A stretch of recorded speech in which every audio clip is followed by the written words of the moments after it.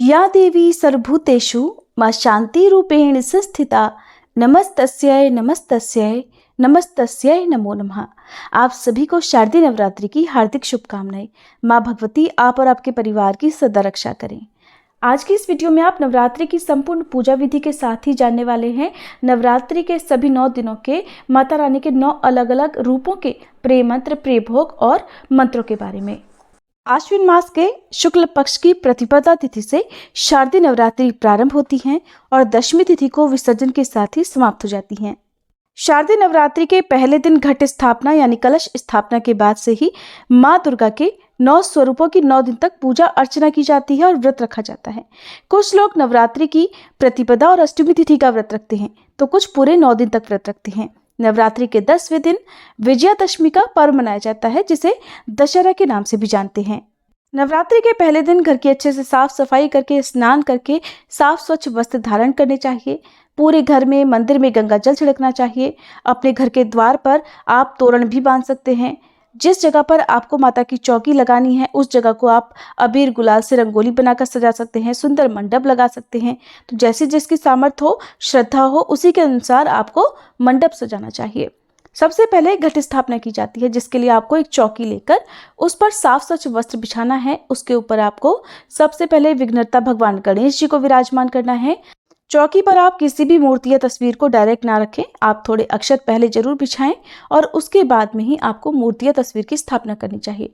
फिर माँ भगवती की यदि 9 रूपों की पूजा की तस्वीर है तो आप वो रखें। यदि केवल सिंगल आपके पास माँ दुर्गा की तस्वीर या मूर्ति है तो आप उन्हें रखें। हर दिन आप माँ दुर्गा के 9 रूपों का ध्यान उन्हीं में करें। फिर कलश की स्थापना की जाती है।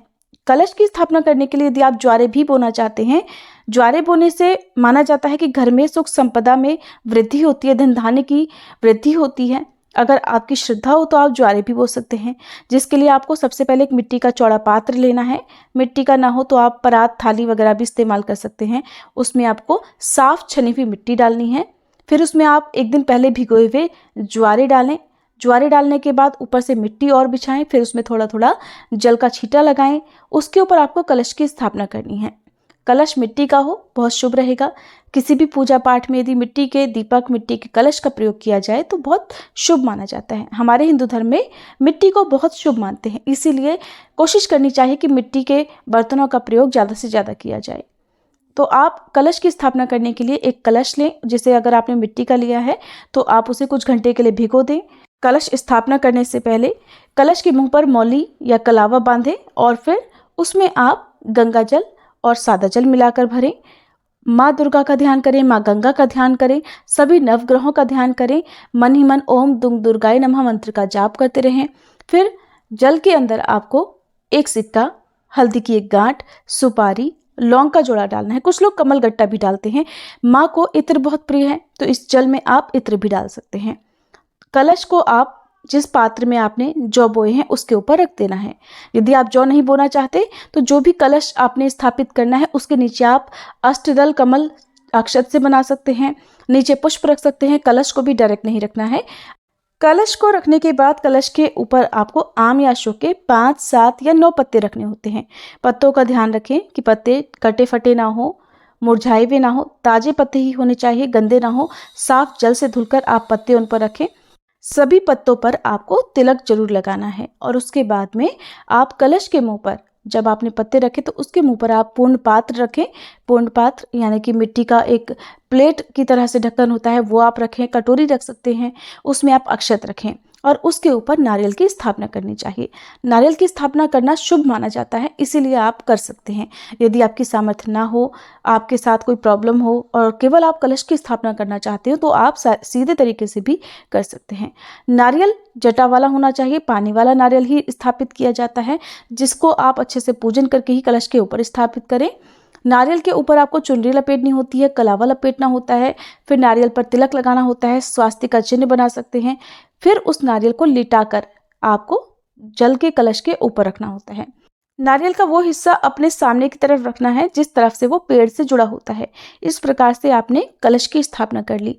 कलश की स्थापना करने के बाद कलश की भी पूजा आपको रोज सुबह शाम धूप दीप दिखाकर करनी चाहिए।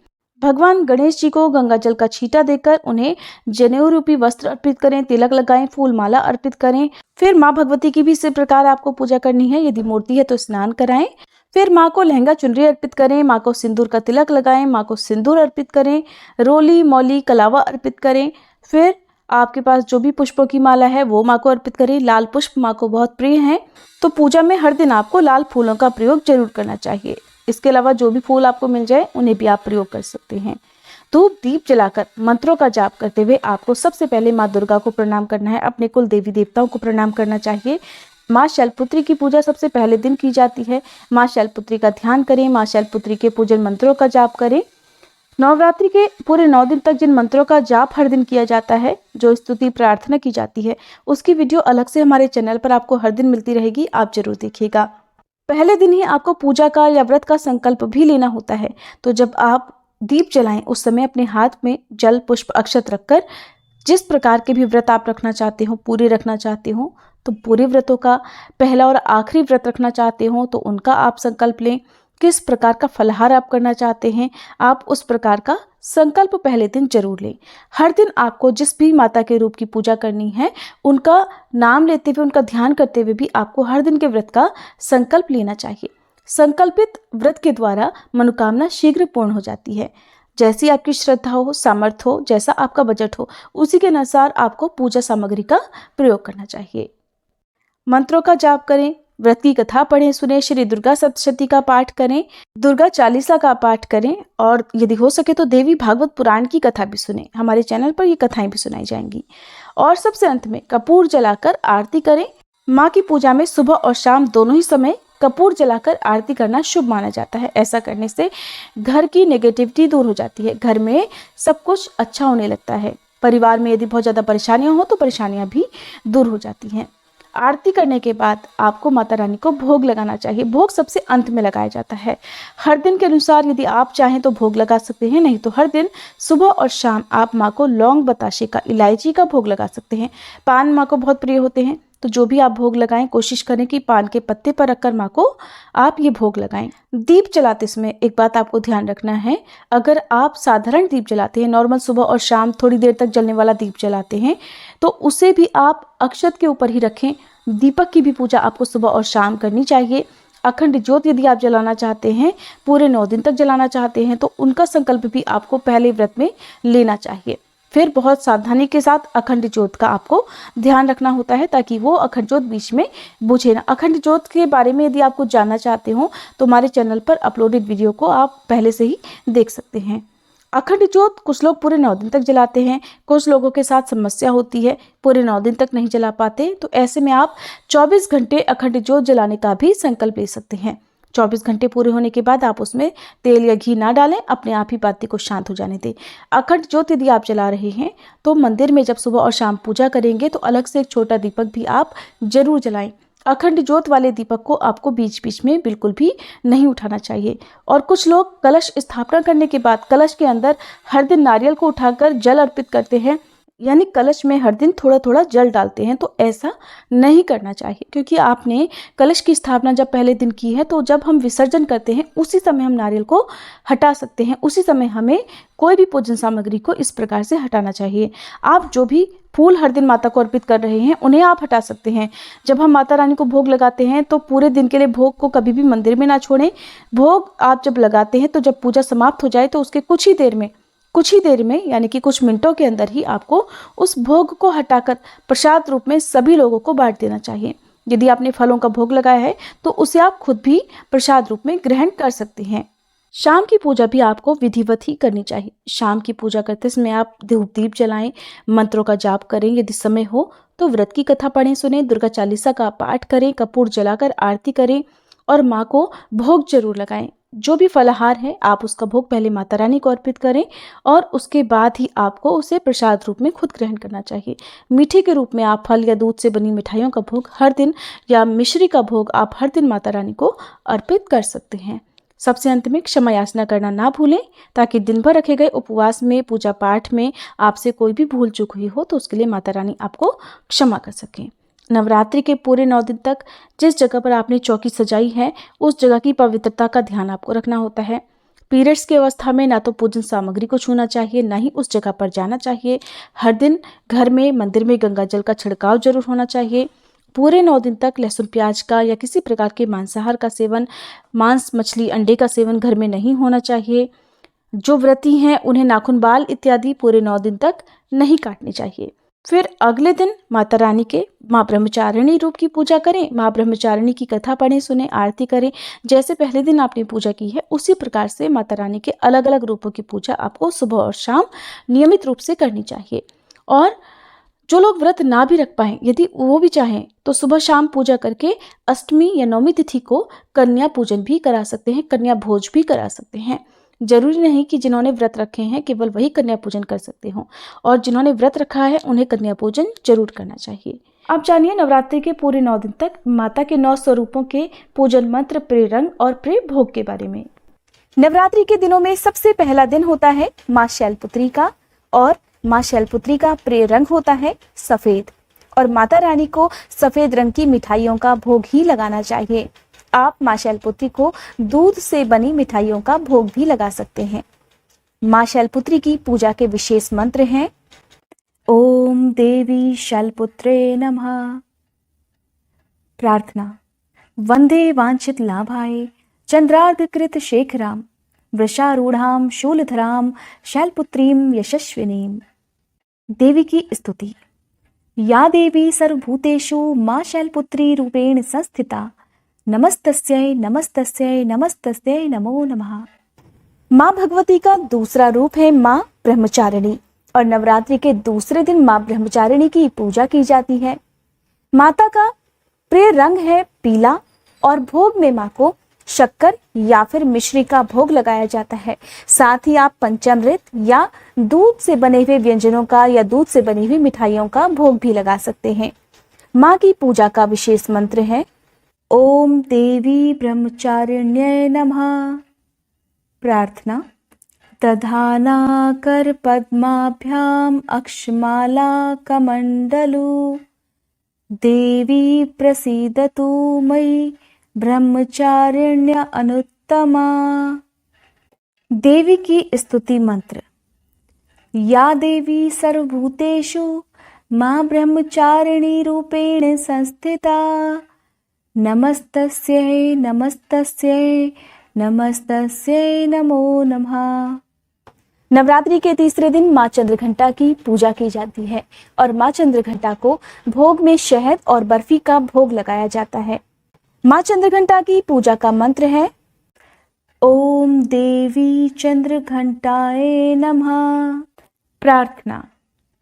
पिंडज प्रवरारूढ़ा चंडकोपास्त्रकैर्युता प्रसादम तनुते मह्यम चंद्रघंटेति विश्रुता। माँ चंद्रघंटा की स्तुति मंत्र। या देवी सर्वभूतेषु माँ चंद्रघंटा रूपेण संस्थिता नमस्तस्यै नमस्तस्यै नमस्तस्यै नमो नमः। नवरात्रि के चौथे दिन माँ भगवती के कूष्मांडा स्वरूप की पूजा की जाती है, और माँ कूष्मांडा का प्रिय रंग है नारंगी और हरा। साथ ही माँ को भोग में पेठे से बनने वाली मिठाई का भोग लगाया जाता है, और कुमड़े का भोग भी लगाया जाता है। माँ कूष्मांडा की पूजा का मंत्र है ओम देवी कूष्मांडाए नमः। प्रार्थना मंत्र। सुरा संपूर्ण कलशम रुधिराप्लुतमेव च दधानां हस्तपद्माभ्याम कूष्मांडा शुभदास्तु मे। माँ की स्तुति मंत्र। या देवी सर्वभूतेषु माँ कूष्मांडा रूपेण संस्थिता नमस्तस्यै नमस्तस्यै नमस्तस्यै नमो नमः। माँ भगवती का पांचवा स्वरूप है माँ स्कंद माता, और स्कंद माता का प्रिय रंग है पीला, और इन्हें भोग में केले का भोग बहुत ही प्रिय होता है। माँ स्कंद माता का पूजन मंत्र है ओम देवी स्कंद माताए नमः। प्रार्थना मंत्र। सिंहासन गता नित्यं पद्मांचित कर द्वया शुभदास्तु सदा देवी स्कंद माता यशस्विनी। माँ की स्तुति मंत्र। या देवी सर्वभूतेषु मां स्कंदमाता रूपेण संस्थिता नमस्तस्यै नमस्तस्यै नमस्तस्यै नमो नमः। माँ भगवती का छठा स्वरूप है माँ कात्यायनी और माँ कात्यायनी को लाल और पीला रंग बहुत ही प्रिय होता है और इन्हें भोग में शहद का भोग सबसे ज्यादा प्रिय होता है। माँ कात्यायनी की पूजा का मंत्र है ओम देवी कात्यायन्ये नमः। प्रार्थना मंत्र चंद्रहासोज्ज्वलकरा शार्दूलवरवाहना कात्यायनी शुभम दद्याद देवी दानवघातिनी। माँ की स्तुति मंत्र या देवी सर्वभूतेषु माँ कात्यायनी रूपेण संस्थिता नमस्तस्यै नमस्तस्यै नमस्तस्यै नमो नमः। माँ भगवती का सातवां स्वरूप है माँ कालरात्रि और माँ कालरात्रि को लाल रंग सबसे ज्यादा प्रिय होता है। इनकी पूजा में लाल रंग के फूल अर्पित करने चाहिए और लाल रंग के ही फल या फिर गुड़ का भोग लगाना चाहिए।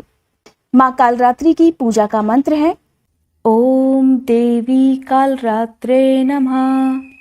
प्रार्थना मंत्र एक वेणी जपाकर्ण पूरा नग्नाखरा स्थिता लंबोष्ठी कणिका कर्णी तैलाभ्यक्त शारणी वाम पादोल सलोल लता कंटक भूषणा वर्धन मूर्ध ध्वजा कृष्णा कालरात्रि भयंकरी।